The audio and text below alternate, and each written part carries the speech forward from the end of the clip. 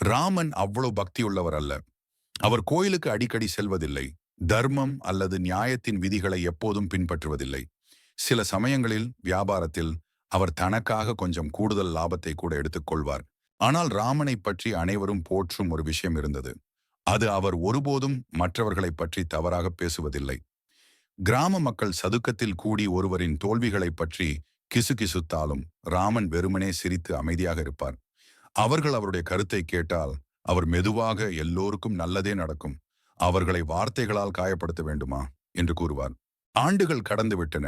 ராமன் மிகவும் நீதிமானாக காணப்படவில்லை என்றாலும் மக்கள் அவரை மதித்தார்கள். சண்டைகள் வெடிக்கும் போதெல்லாம் கிராமவாசிகள் ராமனை அழைத்து பிரச்சனைகளை தீர்த்து வைப்பார்கள்.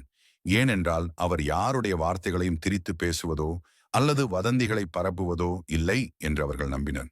ஒரு நாள் ஒரு இளைஞன் ஒரு பெரியவரிடம், ராமன் தர்மத்தில் அவ்வளவு கண்டிப்பானவர் அல்ல, அறநெறிகளில் நடப்பவரும் அல்ல, ஆனால் நாம் ஏன் அவரை இவ்வளவு மதிக்கிறோம் என்று கேட்டான். அதற்கு பெரியவர், அவன் அறநெறியை போற்றாமல் இருக்கலாம், சில தவறுகளும் செய்யலாம், ஆனாலும் ஒருபோதும் மற்றவர்களை பற்றி புறம் கூறாதவர். அந்த குணமே அவரை மதிப்புக்குரியவராக ஆக்கியது என்று பதிலளித்தார். அறங்கூறா நல்ல செய்யும் ஒருவன் புறங்கூறா நின்றல் இனிது.